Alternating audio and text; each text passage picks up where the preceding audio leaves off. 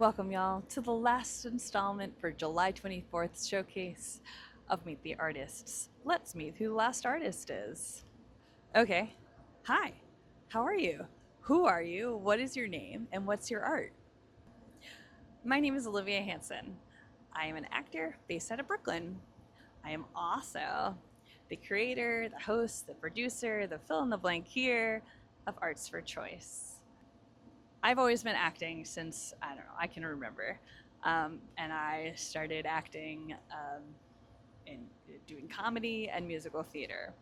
Comedy to me was incredible. The idea of making them laugh was what fueled me. I really wanted to support somebody in my life who was not having the best of times, and I could do that by making them laugh. And it felt great to be able to see them smile. And that was what drove me to continue with comedy acting.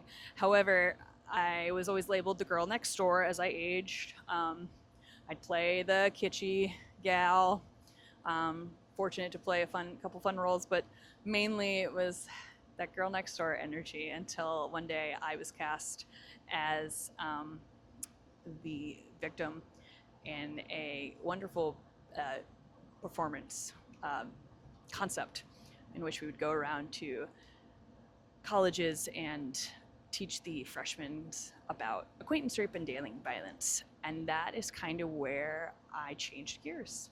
And I saw how powerful it was to teach folks about the things that are so hard to talk about, and how much people need that, and how much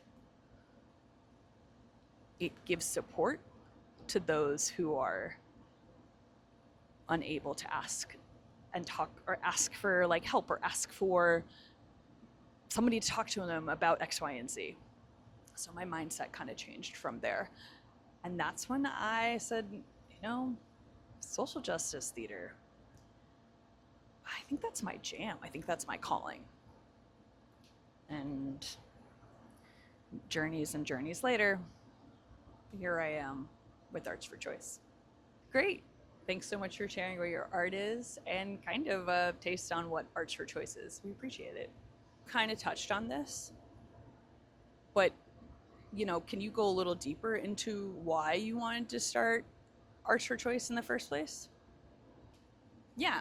So like I said, I had been doing a show in which I was going around with 3 other folks teaching kids about acquaintance rape and dating violence in colleges, specifically for the college freshmen. And there was this one school.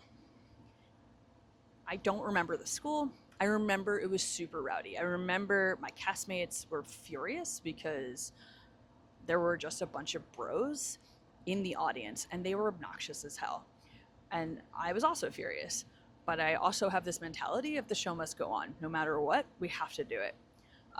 And together, the 4 of us were able to definitely find the power to get out on stage and ignore the jack-offs in the audience. A bunch of freshman bros whose idea of rape was a good old time. And I'm not kidding around when I say that. So we're doing the play, and it starts out 4 friends having a good time. Then it's like a pause, and we talk to a bunch of, we talk to the audience, and you're supposed to interact with them, and they can ask questions. And then it goes back into the performance, but at that point, it's now after the incident, and the hell that is induced after the incident. And then there's another pause, and then it's either you talk to the audience then, or there was the monologues, or vice versa. Either way, talk to the audience, and then there's the monologues. No, it must be the monologues, and then you talk to the audience. Not relevant. However, we get to this point where I'm talking to the audience, and I'm doing my monologue, and I'm telling them about what I've experienced post coming forward about what has happened to my character.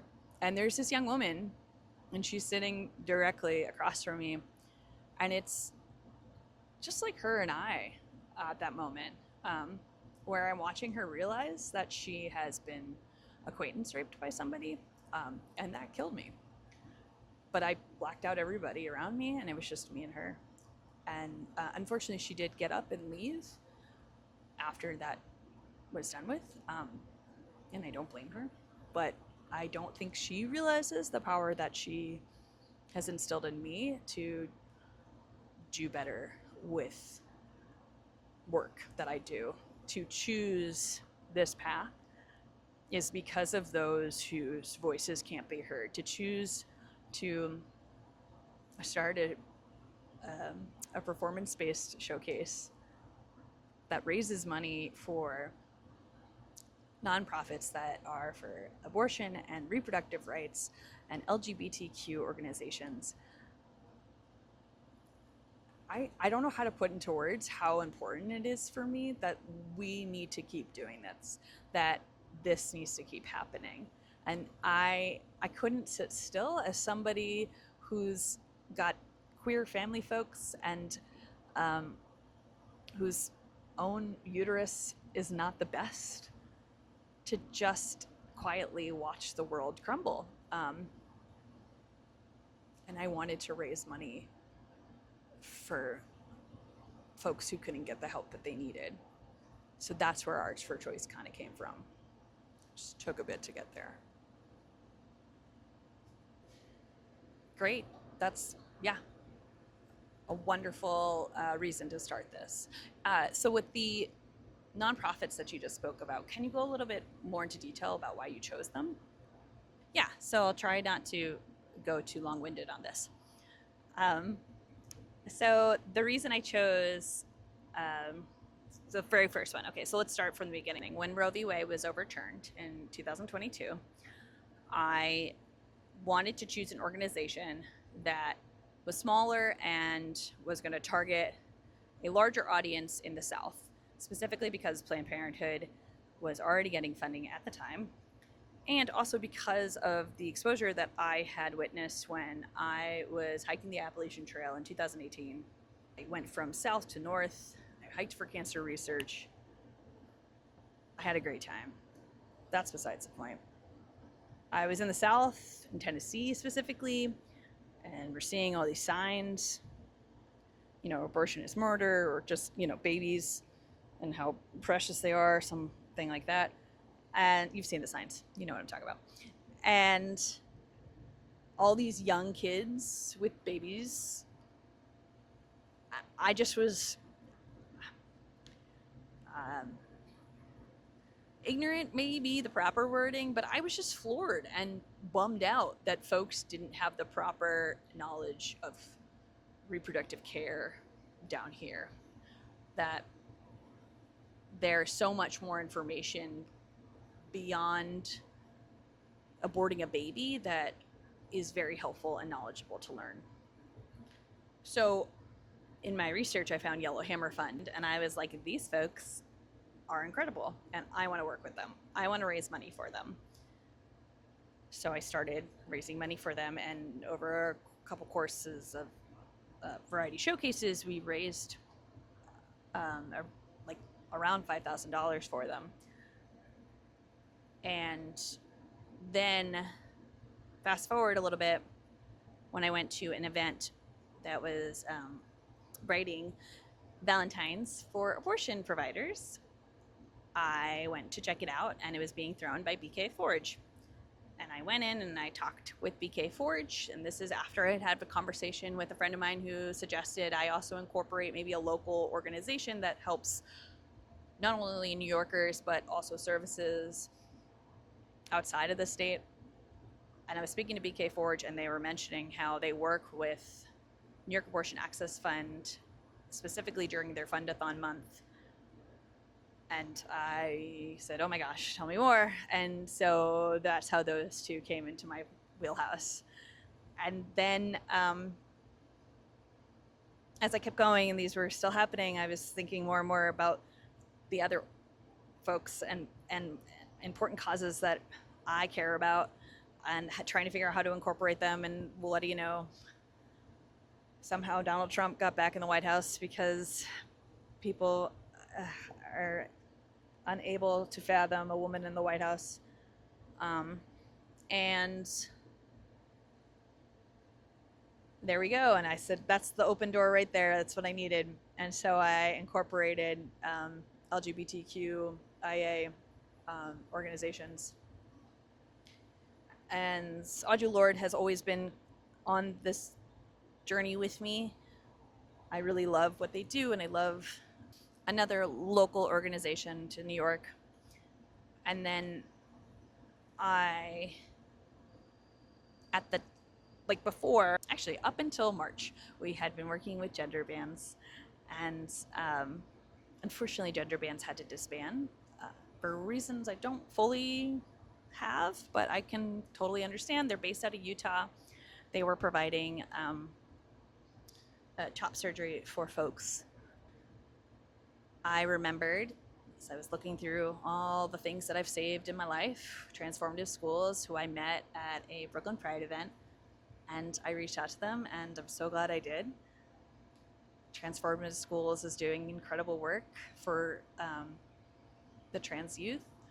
These kiddos are just trying to live and be who they are, and Transformative Schools is giving that space for them. They have an after-school program and are really hoping to eventually get a middle school going. And I hope I and Arts for Choice can help get them to that level. Transformative Schools is doing the damn thing to get it going. So I really love them, and I'm glad we are working with them. And I hope to add more, because that's just who I am. Great. Wow. Thank you so much. This is very eye-opening. And don't worry, you didn't ramble too much, promise. Okay, so our last question is going to be, in this political climate, what does working in social justice mean to you? And you've kind of touched on it a little bit, but if you want to fill in any more blanks, go right ahead.